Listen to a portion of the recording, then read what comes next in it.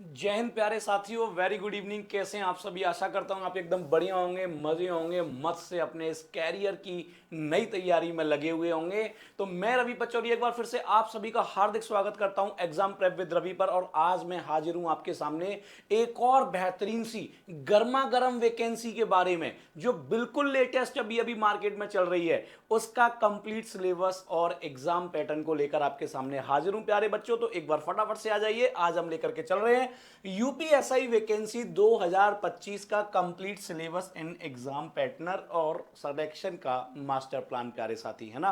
तो आप सभी को पता है कि दरोगा मतलब यूपी में भोकाल। आपके घर में, गांव में, रिश्तेदारी में और मोहल्ले में सब जगह भोकाल। जब आप खाकी वर्दी पहन के और कंधे पे दो सितारे निकाल के घर से निकलते हो तो आपका भोकाल आगे चलता है और आप पीछे चलते हो, ठीक है भाई। तो उसी भोकाल की शुरुआत कहां से होती है भाई? सबसे पहले होता है रिटन एग्जाम, जिसमें हमें कंप्लीट सिलेबस पता होना चाहिए और एग्जाम का पैटर्न पता होना चाहिए। तो उस भोकाल की पहली सीढ़ी के बारे में आज हम इंफॉर्मेशन लेंगे कि यूपीएसआई के लिए क्या है कंप्लीट सिलेबस और एग्जाम पैटर्न। लास्ट वीडियो में मैं आपको ये तो बता ही चुका हूं कि 99% एग्जाम ऑफलाइन होने के चांसेस हैं, क्योंकि यूपी पुलिस ने अपने जितने भी एग्जाम ऑनलाइन होने थे सबका ट्वीट डाल दिया, सबका नोटिफिकेशन आ गया है कि एग्जाम जो है ऑफलाइन होगा प्यारे साथी, ठीक है भाई। तो मोस्टली हमारा जो दिमाग कह रहा है या हमारी जो एक्सपेक्टेशंस कह रही हैं कि ज्यादा से ज्यादा चांसेस जो हैं वो एग्जाम का ऑफलाइन होने के हैं। लेकिन क्या अभी तक पैटर्न रहा है, कैसे रहेगा और किस तरीके की चीजें हमें पढ़नी है, क्या कंप्लीट सिलेबस है, आज हम उस पर डिस्कस करने वाले हैं, ठीक है भाई। चलिए तो आज समझते हैं पहले यूपी पुलिस सब इंस्पेक्टर यानी यूपीएसआई भर्ती 2025 के लिए एग्जाम पैटर्न क्या रहता है, क्या रहेगा, क्या रहने वाला है, उसे हम यहां पे देखते हैं, ठीक है भाई। चलिए देखते हैं, चीजों को देखते हैं कि किस तरीके से एग्जाम पैटर्न की यहां पे बात हो रही है। एक बार ध्यान से देखेंगे भाई। इसमें एग्जाम पैटर्न में हम बात करें तो आपको चार सेक्शन दिखाई दे रहे होंगे। पहला सेक्शन सामान्य हिंदी का, दूसरा मूल विधि, संविधान और सामान्य ज्ञान, जीएस का पोर्शन है जिसमें मूल विधि और संविधान को बड़ा इंपॉर्टेंट रोल दिया जाता है। संख्यात्मक एवं मानसिक योग्यता परीक्षा, इसको हम कहते हैं एक मैथ्स का पोर्शन यानी क्वांटिटेटिव एप्टीट्यूड, और मानसिक अभिरुचि परीक्षा, बुद्धि लब्धि परीक्षा और तार्किक परीक्षा, ये रीजनिंग के पार्ट हैं। तो प्यारे साथी, अगर मैं बात करूं मोटा मोटी, अगर मैं बात करूं कि कौन कौन से सब्जेक्ट आपसे यूपीएसआई के एग्जाम में पूछे जाने वाले हैं, तो मैथ्स हो गया, रीजनिंग हो गया, जीएस हो गया और हिंदी हो गई प्यारे साथियों। तो अब मैं आगे लेके चलता हूं क्या पैटर्न रहेगा। सभी सारे सेक्शन के 40-40 क्वेश्चन रहेंगे, 40-40 क्वेश्चन रहेंगे भाई, 40-40 क्वेश्चन रहेंगे। तो टोटल प्रश्न आपके 160 हो गए पूरे एग्जाम में। एक क्वेश्चन 2.5 नंबर का होता है, एक क्वेश्चन 2.5 नंबर का होता है। तो प्रत्येक सेक्शन आपका 100 नंबर का हो गया प्यारे साथी, प्रत्येक सेक्शन 100 नंबर का हो गया। और पूरा जो एग्जाम आपका बनके तैयार हो जाएगा वो 400 नंबर का बनके तैयार हो जाएगा। 40 क्वेश्चन 2.5 नंबर के हिसाब से 100 नंबर के बनते हैं, तो 400 नंबर का एग्जाम हो गया और पूरे एग्जाम में 160 आपके क्वेश्चन हो गए। ये आपका एग्जाम पैटर्न अभी तक था, चल रहा है और आगे भी उम्मीद है कि इसी पैटर्न पे आपका एग्जाम कराया जाएगा। बस ऑनलाइन मोड से ऑफलाइन में हो सकता है तब्दील, इतनी सी उम्मीदें हम सब लोग लगा रहे हैं, ठीक है। चलिए, तो ये एक पैटर्न हो गया किस तरीके से एग्जाम आने वाला है। अब हम आगे बात करते हैं। ऑनलाइन लिखित परीक्षा लास्ट टाइम हुई थी, लेकिन इस बार ऑफलाइन होने के चांसेस हैं। जिस तरीके से हमें यूपी पुलिस का दिख रहा है क्रियाकलाप बाकी एग्जाम्स को लेकर के, तो ऑफलाइन होने की उम्मीद बिल्कुल दिखाई दे रही है प्यारे साथी। तो ऑफलाइन या ऑनलाइन कैसे भी होगा वो नोटिफिकेशन में क्लियर हो जाएगा। जो समय दिया जाता है वो 2 घंटे यानी कि 120 मिनट का दिया जाता है 160 क्वेश्चंस के लिए, और 400 नंबर का होता है, पहले ही बता चुके हैं। प्रत्येक प्रश्न पर 2.5 अंक का, प्रत्येक प्रश्न पे 2.5 अंक का स्कोर होगा। अभी अभी मैंने आपको पीछे बताया 40 क्वेश्चन 100 नंबर के, दैट मींस एक क्वेश्चन 2.5 नंबर का होगा और पूरा सेक्शन 100 नंबर का होगा। 4 सेक्शन होंगे तो 400 नंबर का पेपर हो गया। क्वालिफाई करने के लिए प्रत्येक विषय में 35% अंक यानी सेक्शनल कट ऑफ को लास्ट ईयर लागू किया गया था। यूपीएसआई में सेक्शनल कट ऑफ को लागू किया गया था। उस सेक्शनल कट ऑफ की जो मिनिमम रिक्वायरमेंट थी वो प्रत्येक सेक्शन में 35% नंबर की थी, 35%, और कुल 50% अंक प्राप्त करना अनिवार्य है, और टोटल में से 50% कम से कम आपका अनिवार्य है लाना। अगर आपके टोटल में से 50% नंबर नहीं आ रहे हैं तो आप वैसे ही डिस्क्वालीफाई हो जाएंगे और बाकी बात मेरिट पे डिसाइड करेगी। ठीक है, तो यहां दो प्रकार की मेरिट यानी दो प्रकार की कट ऑफ आपको पार करनी पड़ेगी। एक तो आपको प्रत्येक सेक्शन की सेक्शनल कट ऑफ पार करनी पड़ेगी जिसमें आपको कम से कम 35% नंबर लाने ही लाने होंगे, और टोटल कट ऑफ पार करनी पड़ेगी जिसमें आपको 50% नंबर लाना अनिवार्य है। नॉर्मलाइजेशन में इक्यू परसेंटाइल मेथड लागू होगा। आपको पता है कि जब कोई एग्जाम एक शिफ्ट से ज्यादा शिफ्टों में कराया जा रहा है तो उसका जो स्कोर है वो नॉर्मलाइजेशन फॉर्मूले के आधार पर लगाया जाता है। तो नॉर्मलाइजेशन का भी प्रयोग किया जाएगा। किसी एक वीडियो में मैं आपको नॉर्मलाइजेशन का प्रोसेस भी पूरा बताऊंगा कि किस तरीके से नॉर्मलाइजेशन मिलेगा, लेकिन यहां मोटा मोटी आपने ये इंफॉर्मेशन ली कि क्या पैटर्न है। यानी प्रत्येक सेक्शन के 40 क्वेश्चन, टोटल 160, प्रत्येक क्वेश्चन 2.5 का, सेक्शन 100 का, पूरा पेपर 400 का। ऑनलाइन था पहले, अब ऑफलाइन हो सकता है। 2 घंटे का, 120 मिनट, और एक क्वेश्चन 2.5 नंबर का। दो प्रकार की कट ऑफ होंगी, एक सेक्शनल एक टोटल। सेक्शनल में प्रत्येक सेक्शन में आपको चाहिए 35% नंबर, और टोटल में आपको कम से कम 50% नंबर होल्ड करना जरूरी है प्यारे साथी। ठीक है भाई, चलिए तो आगे चलते हैं दरोगा जी, है ना। आगे चलते हैं तो अब हम 1 बाई 1 सिलेबस को डिस्कस करते हैं। पहला सेक्शन हम उठाते हैं सामान्य हिंदी यानी कि जनरल हिंदी। ठीक है, क्या रहने वाला है, हिंदी और अन्य भारतीय भाषाएं। हिंदी और अन्य भारतीय भाषाएं एक छोटा सा पोर्शन है। हिंदी व्याकरण का मौलिक ज्ञान, हिंदी वर्णमाला। आगे चलते हैं, तद्भव तत्सम पर्यायवाची विलोम अनेकार्थक वाक्यांशों के लिए स्थान पर एक शब्द, समरूपी भिन्नार्थक शब्द, अशुद्ध वाक्यों को शुद्ध करना। अशुद्ध वाक्यों को शुद्ध करना, जैसे हम इंग्लिश में वोकैब कहते हैं ना, वोकैबुलरी, तो ये हिंदी का एक टाइप से वोकैबुलरी है ना, ये हिंदी का एक टाइप से वोकैबुलरी है। तो ये वोकैब पार्ट हो गया। अब हम व्याकरण की बात करते हैं तो ये हो गया लिंग, वचन, कारक, सर्वनाम, विशेषण, क्रिया, काल, वाच्य हो गया। अव्यय, उपसर्ग, प्रत्यय, विराम चिन्ह, संधि, समास, और इसके बाद मुहावरे एवं लोकोक्ति, रस, छंद, अलंकार आदि। तो ये हो गया आपका व्याकरण वाला पार्ट प्यारे साथी। ये ऊपर वाला जो आपको पार्ट दिखाई दिया ये हुआ हिंदी भाषा के बारे में ज्ञान, ये हुआ आपका हिंदी वोकैबुलरी, और ये हुआ आपका हिंदी व्याकरण यानी कि जिसको हम ग्रामर बोलते हैं। तो ये पोर्शन आपके यहाँ पे हो गए। एक तो हिंदी भाषा का ज्ञान हो गया, एक आपकी हिंदी वोकैबुलरी हो गई, एक आपकी हिंदी व्याकरण हो गई। ये सामान्य हिंदी का सिलेबस हो गया। कौन कौन से टॉपिक इसमें कवर होने वाले हैं वो भी मैंने आपको बताया। ठीक है, आगे चलते हैं। अब हम बात करते हैं, हिंदी में ही एक पोर्शन आता है जिसको हम कहते हैं साहित्य, लिटरेचर।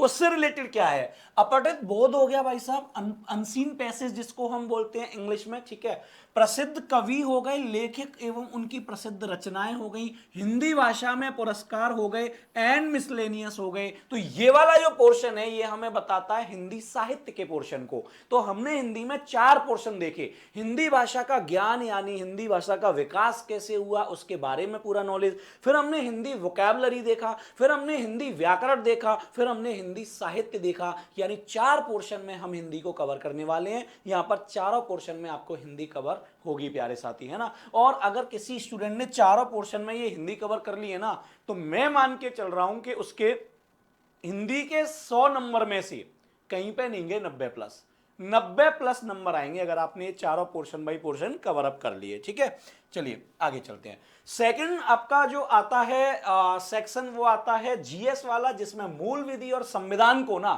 बड़ा इंपॉर्टेंट पार्ट दिया जाता है। तो एक पार्ट हो गया मूल विधि, एक हो गया संविधान, और एक हो गया सामान्य ज्ञान। संविधान मतलब इंडियन पॉलिटी से रिलेटेड हो गया, पढ़ लेते हैं। तो पहला पार्ट मूल विधि। ठीक है, मूल विधि में भारतीय दंड विधान एवं दंड प्रक्रिया संस्था, जैसे हम जिनको कहते हैं सीपीसी और सीआरपीसी, हम यहाँ पे पढ़ेंगे। महिलाओं, बच्चों, अनुसूचित जाति के सदस्यों आदि को संरक्षण देने संबंधी विधिक प्राविधान, यातायात के नियम, पर्यावरण संरक्षण, वन्य जीव संरक्षण, मानवाधिकार संरक्षण, सूचना का अधिकार अधिनियम, भ्रष्टाचार निवारण अधिनियम, और आयकर अधिनियम, इनकम टैक्स अधिनियम। मूल विधि के दौरान हम इतने सारे टॉपिक्स को पढ़ेंगे। ठीक है भाई, आगे चलते हैं। राष्ट्रीय सुरक्षा अधिनियम हो गया, आईटी अधिनियम हो गया, ये सारे एक्ट होते हैं। साइबर क्राइम यानी साइबर अपराध हो गया, जनहित याचिका यानी जिसको हम बोलते हैं जनहित याचिका मतलब अब मैं आपको क्या बोलूं, पब्लिक लिटिगेशन इंटरेस्ट, ठीक है। तो जनहित पब्लिक इंटरेस्ट लिटिगेशन को पीआईएल बोलते हैं, है ना। महत्वपूर्ण न्यायिक निर्णय हो गए, भूमि सुधार और भूमि अधिग्रहण के हो गए, आपको भू राजस्व संबंधी कानूनों का सामान्य ज्ञान। तो भाई साहब ये समझ लीजिए कि दरोगा बनने से पहले ही आधी दरोगा की ट्रेनिंग की पढ़ाई करा दे रहे हैं आपको। मतलब आप दरोगा बनोगे इस पेपर को पास करके, लेकिन मुझे ऐसा लग रहा है कि आप घर से ही दरोगा बन के चले जाओगे। सारे क्राइम, सारी धाराएं, सीपीसी, सीआरपीसी, कौन कौन से अधिनियम है, भू राजस्व में कौन से कानून है, भूमि सुधार में कौन से कानून है, पीआईएल क्या है भाई, पीआईएल क्या है, जनहित याचिका, यार सब तो हमें पढ़ना है भाई। आप क्या ट्रेनिंग कराओगे फिर भाई, दरोगा तो हम पहले से ही बन के जा रहे हैं। ये हो गया आपका जीएस का पहला पार्ट, जो मूल विधि है उसका सेक्शन, ठीक है। आगे चलते हैं, संविधान का सेक्शन। संविधान को हम कह सकते हैं कि इंडियन पॉलिटी का ही एक सेक्शन है। इसमें हम क्या क्या कवर करने वाले हैं। संविधान का उद्देश्य मौलिक अधिकार, नीति निदेशक तत्व हो गए, मूल कर्तव्य, संसदीय व्यवस्था, केंद्रीय एवं प्रदेशी सरकारों का गठन एवं उनके अधिकार, कानून बनाने का अधिकार, स्थानीय शासन, केंद्र और राज्यों के बीच में संबंध, निर्वाचन तथा अन्य महत्वपूर्ण जानकारी में संवैधानिक अनुसूचियां, अखिल भारतीय सेवाएं एवं उनके चयन पद्धति आदि के विषय में सामान्य जानकारी। भाई साहब संविधान नाम लेकर के पूरी इंडियन पॉलिटी रख दी है। यानी आप ऐसा ना समझें कि पूरी की पूरी संविधान कुछ अलग है। भाई साहब पूरे इंडियन पॉलिटी के टॉपिक्स इन्होंने रख दिए हैं। कहने का मतलब पहला पार्ट आपका मूल विधि, दूसरा पार्ट आपका इंडियन पॉलिटी जीएस के सेक्शन में, ठीक है भाई। आगे चलते हैं, और इसी में तीसरा पार्ट आता है फिर सामान्य विज्ञान, यानी जनरल साइंस हो गई, फिजिक्स, केमिस्ट्री, बायोलॉजी, स्वास्थ्य एवं स्वास्थ्य विज्ञान हो गया, भारत का इतिहास, भारत का स्वतंत्रता संग्राम और भारतीय अर्थव्यवस्था यानी इकोनॉमिक्स, एवं संस्कृति, कल्चर, भारतीय कृषि, एग्रीकल्चर, वाणिज्य एवं व्यापार भैया, ट्रेड हो गया, जनसंख्या, पॉपुलेशन, पर्यावरण आपका हो गया, इकोलॉजी, नगरीकरण हो गया, आपके बाद एफडीआई, फॉरेन डायरेक्ट इन्वेस्टमेंट हो गया, विश्व का भूगोल हो गया तथा भारत का भूगोल और प्राकृतिक संसाधन, राष्ट्रीय तथा अंतरराष्ट्रीय महत्व की समसामयिक विषय यानी करंट अफेयर्स। एंड में इन्होंने कह दिया करंट अफेयर्स। इन्होंने भाई पहले पार्ट में जीएस में डाला मूल विधि, दूसरे में डाला इंडियन पॉलिटी, और तीसरे में history, geography, Indian, world, economics, science and technology, Indian culture, agriculture, सब कुछ डालने के बाद लास्ट में कह दिया है क्या, करंट अफेयर्स। भाई साहब पूरा जीएस समाहित कर दिया है। कहने का मतलब ये है कि आपको दरोगा बनने के लिए पूरी जीएस पढ़ के जानी पड़ेगी, ठीक है। तो ये 3 सेक्शन आपके जीएस के हो गए, और मैंने आपको इसमें बताया कौन कौन से टॉपिक यूज होने वाले हैं प्यारे बच्चों, है ना। चलिए आगे चलते हैं। आगे अब हम चलते हैं, अब जीएस आ जाइए उत्तर प्रदेश के रेस्पेक्ट में। उत्तर प्रदेश में भोकाल मचाओगे, उत्तर प्रदेश में ही दरोगा बनोगे, तो उत्तर प्रदेश की जीएस भी आपको पढ़नी पड़ेगी। उत्तर प्रदेश की शिक्षा, संस्कृति और सामाजिक प्रथाओं के संबंध में विशेष जानकारी, उत्तर प्रदेश में रेवेन्यू, राजस्व, पुलिस व सामान्य प्रशासनिक व्यवस्था, भारत और उसके पड़ोसी देशों के बीच संबंध, कंप्यूटर कौशल की आधारभूत जानकारी, सूचना एवं संचार प्रौद्योगिकी का मौलिक आधारभूत ज्ञान, सोशल मीडिया कम्युनिकेशन, थोड़ा बहुत आईटी और कंप्यूटर से रिलेटेड चीजों को इसमें डाल दिया। और हम कह सकते हैं एक जनरल जो हमें ज्ञान होना चाहिए, है ना, एक जनरल जो ज्ञान होना चाहिए उसके बारे में ये टॉपिक एड ऑन किए गए हैं, ठीक है। तीसरा आपका आता है सेक्शन भाई, तीसरा सेक्शन आता है संख्यात्मक एवं मानसिक योग्यता परीक्षण, जिसको हम मैथ्स का सेक्शन भी कहते हैं, ठीक है। देखते हैं क्या क्या है भाई इसमें। अगर हम इसकी बात करें, पहला हिस्सा इसमें लिया जाएगा संख्या पद्धति, number system, simplification, decimal and fraction, और ये हाईएस्ट कॉमन फैक्टर यानी एलसीएम एंड एचसीएफ हो गया भाई साहब, ratio and proportion, percentage, profit and loss and discount. और कौन कौन से चैप्टर आ रहे हैं, सिंपल इंटरेस्ट हो गया, कंपाउंड इंटरेस्ट हो गया, पार्टनरशिप हो गया, एवरेज हो गया, टाइम एंड वर्क हो गया, टाइम एंड डिस्टेंस हो गया, use of table and graphs यानी डेटा इंटरप्रिटेशन भी इसमें आपसे पूछा जा रहा है, मेंसुरेशन हो गया, arithmetic, computational and other analytic function हो गए भाई साहब, अंकगणितीय आपकी जो विश्लेषणात्मक कार्य हो गए, एंड मिसलेनियस हो गए। तो यहां हमें एक चीज ये देखने को मिलती है कि अगर हम एडवांस मैथ की बात करें तो हमें केवल एक एक टॉपिक देखने को मिलता है मेंसुरेशन। तो यहां हमें थोड़ा सा रिलैक्स दिया गया है। जहां हम एसएससी की तैयारी करते हैं तो हमें जितना अरिथमेटिक है ना यार, उससे ज्यादा एडवांस पोर्शन पढ़ना पड़ता है। तो एडवांस मैथ की तरफ से रिलैक्सेशन है आपको यहाँ पे भाई। एक ही टॉपिक आपसे पूछा जा रहा है, मेंसुरेशन। डीआई आपका इंपॉर्टेंट पार्ट रहता ही है, डीआई को आप अच्छे से करेंगे, मेंसुरेशन का part and complete arithmetic. Complete arithmetic, advance का आपका मेंसुरेशन एंड डेटा इंटरप्रिटेशन, इतना आपको पढ़ना है। ठीक है, आगे चलते हैं। चलिए भाई, इसी का जो दूसरा पार्ट है मानसिक योग्यता परीक्षा, कहने को हम इसे एक रीजनिंग का भी पार्ट बोल सकते हैं। ठीक है, क्या क्या है भाई देखते हैं। लॉजिकल डायग्राम्स हो गया भाई साहब, सिंबल रिलेशनशिप इंटरप्रिटेशन हो गया, संकेत संबंध विश्लेषण, परसेप्शन टेस्ट हो गया भाई साहब, वर्ड फॉर्मेशन टेस्ट हो गया, लेटर एंड नंबर सीरीज हो गए, वर्ड एंड अल्फाबेट एनालॉगी हो गया। यानी हम इनको रीजनिंग के टॉपिक में भी पढ़ेंगे। यानी यहाँ सेक्शन डाल दिया है मैथ्स के साथ एक दूसरा, मानसिक योग्यता परीक्षा। तो ये एक रीजनिंग का एक पार्ट है। ठीक है भाई, एक रीजनिंग का एक पार्ट है। आगे हमने कहा कॉमन सेंस टेस्ट हो गया, डायरेक्शन सेंस टेस्ट हो गया, लॉजिकल इंटरप्रिटेशन ऑफ डेटा, आंकड़ों का तार्किक विश्लेषण, ये हो गया फोर्सफुलनेस ऑफ आर्ग्यूमेंट, प्रभावी तर्क, डिटरमाइनिंग इंप्लाइड मीनिंग्स, भाई साहब किस चीज का क्या मीनिंग निकल रहा है, यानी totally part of a reasoning, है ना। तो ये टोटली पार्ट ऑफ रीजनिंग हो गया इस वाले सेक्शन में। आगे चलते हैं, और चौथा सेक्शन जो कंप्लीटली रीजनिंग पे ही बेस है ना। चौथे सेक्शन की अगर हम बात करें तो तीसरा सेक्शन जो था उसमें मैथ्स प्लस रीजनिंग का कुछ पार्ट, लेकिन चौथा सेक्शन कंप्लीटली रीजनिंग बेस है। हम पढ़ लेते हैं क्या क्या है। एटीट्यूड टुवर्ड्स द फॉलोइंग, ठीक है। पब्लिक इंटरेस्ट हो गया यानी जनहित हो गया, कानून एवं शांति व्यवस्था हो गया, सांप्रदायिक सिद्धांत हो गए, अपराध नियंत्रण हो गए, विधि का शासन, अनुकूलन की क्षमता, व्यवसायिक सूचना बेसिक स्तर की। इसमें क्या है, ये क्या कह रहा है भाई, दृष्टिकोण, एटीट्यूड टुवर्ड्स द फॉलोइंग, यानी इसमें ऐसे क्वेश्चंस आएंगे कि इन चीजों से जुड़े हुए कुछ एक कंडीशन आपके क्वेश्चन में दी होगी और आपसे पूछा जाएगा बताइए आप क्या एक्शन लेंगे। चार नीचे ऑप्शन दिए होंगे, तो आपकी रीजनिंग ये देखी जाएगी कि इतने सारे मुद्दों पे अगर कोई भी बात हो रही है तो आपका दिमाग क्या कहता है, आपको क्या एक्शन लेना है। एटीट्यूड टुवर्ड्स द फॉलोइंग, यानी इतनी सारी समस्याएं अगर बनती हैं तो आपका निम्नलिखित के प्रति क्या दृष्टिकोण होगा, आप क्या सोचते हैं। फॉर एन एग्जांपल, मैं आपसे कहता हूं कि आप सड़क पे होके जा रहे थे और वहां आपको एक पर्स गिरा हुआ मिलता है और उस पर्स में किसी के डॉक्यूमेंट्स और कुछ पैसे हैं, तो आप क्या करेंगे। पहला ऑप्शन होगा कि जाके भैया हलवाई की दुकान पे समोसे खा लेंगे, दूसरा होगा दोस्तों के संग पार्टी कर लेंगे, तीसरा होगा आईपीएल में जुआ खेल लेंगे, चौथा होगा कि आप उसे पुलिस थाने में जमा करा देंगे। तो भाई एक समझे पढ़े लिखे आदमी की ये लॉजिकल रीजनिंग काम करती है। ये हमारा दिमाग काम करेगा कि यार अगर पर्स में किसी के डॉक्यूमेंट्स हैं तो वो उसकी जिंदगी का सवाल है। हमारे समोसे खाने से, दोस्तों के संग पार्टी करने से या आईपीएल में सट्टा लगाने से भाई किसी की जिंदगी खराब हो जाएगी। तो सबसे पहले हमें वो पर्स थाने में जमा कराना चाहिए और जिससे कि उस आदमी के जिसका भी पर्स गिरा है उसके डॉक्यूमेंट्स उस तक पहुंच जाएं। तो यानी इस तरीके की एक कंडीशन आपके सामने दी जाएगी और आपका दृष्टिकोण पूछा जाएगा कि आप इस बारे में क्या सोचते हैं। इस टाइप का क्वेश्चन यहां पे बनेगा। आगे चलते हैं। पुलिस प्रणाली हो गई, पुलिस प्रणाली भाई होती है, इसमें आप लॉ एंड ऑर्डर वगैरह भी पढ़ते हैं, जैसे ये हो गया। ये समकालीन पुलिस मुद्दे एवं कानून व्यवस्था, व्यवसाय के प्रति रुचि, मानसिक दृढ़ता हो गया, सेंसिटिविटी टुवर्ड्स माइनॉरिटीज, अल्पसंख्यकों एवं अल्प अधिकार वालों के प्रति संवेदनशीलता एंड लैंगिक संवेदनशीलता। यानी इतने सारे टॉपिक्स पे आपका लॉजिकल सेंस क्या कहता है ना। इस टाइप के क्वेश्चन आपको देखने को मिलेंगे।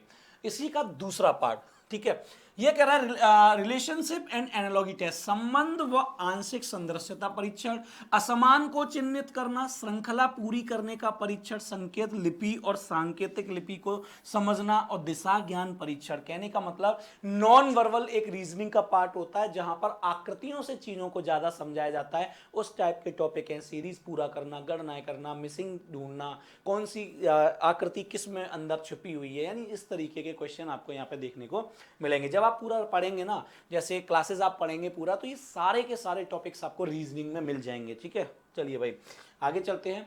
ऐसे ही आपका ब्लड रिलेशन यानी रक्त संबंध, वर्णमाला पे आधारित प्रश्न हो गए, टाइम सीक्वेंस टेस्ट यानी समय क्रम परीक्षण, वेन आरेख यानी वेन डायग्राम, चार्ट सदृश परीक्षण यानी चार्ट टाइप टेस्ट हो गया, गणितीय योग्यता परीक्षण और क्रम में व्यवस्थित करना यानी अरेंजिंग इन ऑर्डर। प्यारे साथी ठीक है, आगे चलते हैं भाई। एनालॉजीज यानी कि समरूपता हो गई, समानता हो गई, भिन्नता हो गई, खाली स्थान भरना, समस्या को सुलझाना, विश्लेषण निर्णय, निर्णय क्षमता एंड दृश्य स्मृति यानी किसी चीज को देख के हमारी स्मृति क्या रहती है। प्यारे साथी इस तरीके के क्वेश्चन आपको रीजनिंग में देखने को मिलेंगे। ठीक है, डिस्क्रिमिनेशन यानी विवेदन क्षमता हो गया, ऑब्जर्वेशन यानी पर्यवेक्षण, ये रिलेशनशिप संबंध, अवधारणा यानी कंसेप्ट हो गए, अरिथमेटिक रीजनिंग अंकगणितीय तर्क, शब्द और आकृति का वर्गीकरण हो गया, अंकगणितीय संख्या की सीरीज हो गई प्यारे साथी, अमूर्त विचारों एवं प्रतीकों तथा उनके संबंधों में सामंजस्य की क्षमता हो गई। ठीक है, तो प्यारे साथी ये एक रीजनिंग का पार्ट हो गया। अगर मैं आपसे कहूं कि रीजनिंग का पोर्शन बहुत बड़ा है, यानी अपना एक चौथा पोर्शन जो है, चौथा सेक्शन, वो पूरा रीजनिंग के टॉपिक से भरा हुआ है, और मैथ्स के भी आधा सेक्शन जो भरा है वो रीजनिंग के टॉपिक से भरा हुआ है, तो मेरा मानना यह है प्यारे साथी कि आपके लिए जो सबसे ज्यादा इंपॉर्टेंट रहने वाला है वो क्या है, रीजनिंग। सबसे ज्यादा वेटेज जो रहेगा, और ये आपका स्कोरिंग भी होता है। और एक मैं आपको बता दूं, हिंदी बहुत स्कोरिंग होता है, यहाँ पे बहुत आसान सी हिंदी आती है। जब आप मैथ्स को अच्छे से पढ़ लेते हो तो मैथ्स भी स्कोरिंग हो जाता है। जब आप 4 सेक्शन में से 3 सेक्शन को अच्छा स्कोर कर लेते हो तो जो जीएस जिसमें सारे बच्चे परेशान रहते हैं उसमें थोड़ा बहुत कम भी आ जाएगा, तब भी आप दरोगा बन जाओगे। मेरी हार्दिक दिली इच्छा है कि सभी मेरे प्यारे साथी दरोगा बने, अच्छे से चीजों को पढ़ें। ये जितना भी मैंने आपको सिलेबस बताया है, मैंने भाई पॉइंट टू पॉइंट जो आपको पढ़ने हैं, जो टॉपिक्स आपके यूपीएसआई के एग्जाम के लिए जरूरी हैं, वो पॉइंट टू पॉइंट निकाल करके मैंने यहां पे रखे हुए हैं। चाहे तो आप इस वीडियो में से लिख लीजिएगा, चाहे आप इस वीडियो को सेव कर लीजिएगा, या फिर वीडियो के डिस्क्रिप्शन में टेलीग्राम का लिंक दिया हुआ है, वहां से टेलीग्राम ज्वाइन कर लीजिएगा। मैं इसकी पीडीएफ को वहां डाल दूंगा जिससे कि आपके पास पूरा सिलेबस हो जाए। तो भाई ये लिखा हुआ है join our Telegram channel exam prep with Ravi के नाम से सर्च करें और उसे ज्वाइन कर लें। वहां पर हम आपको जितने भी अपडेट्स आ रहे हैं, जितने भी यूट्यूब सेशंस के नोट्स आएंगे आगे, वीकली लाइव डाउट्स होंगे, इंपॉर्टेंट पीवाईक्यूज होंगे, पोल्स एंड क्विजेस होंगे, और अभी जैसे मैंने एक पीपीटी पे आपको कंप्लीट सिलेबस दिया यूपीएसआई का, तो उस पीपीटी को डाल दूंगा तो आपके पास एक सिलेबस भी पहुंच जाएगा, कंप्लीट सिलेबस पहुंच जाएगा, तो आप अच्छे से आगे की तैयारी कर पाएंगे प्यारे साथी। ठीक है, तो हमारे टेलीग्राम चैनल को ज्वाइन करें एग्जाम प्रेप विद रवि। और जो भी बच्चे हमारे साथ नए जुड़ते हैं वीडियो के साथ, उन सभी से मेरा रिक्वेस्ट है कि आप वीडियो को लाइक शेयर करना ना भूलें और चैनल को सब्सक्राइब करना ना भूलें, क्योंकि यहां पर आपको ऐसी ही तरोताजा और नई नई जानकारियां मिलती रहेंगी। और पूरे सिलेबस के बाद एग्जाम पैटर्न हमने बताया, बाकी इंफॉर्मेशन की शेयरिंग भी आपको होती रहेगी। और बहुत जल्दी हम लेकर के आ रहे हैं दिल्ली पुलिस का कंप्लीट मैथ्स का सॉल्यूशन। और कंप्लीट मैथ्स मतलब अब मैथ्स कहीं और से पढ़ने की आपको जरूरत नहीं पड़ेगी, पूरे में से पूरे की गारंटी। तो बहुत जल्दी हम क्लासेस लेके आ रहे हैं दिल्ली पुलिस को टारगेट करते हुए। तो सभी बच्चे एक बार चैनल को सब्सक्राइब कर लें, और फिर मिलेंगे हम अगली वीडियो में। बाय बाय, जय हिंद, टेक केयर।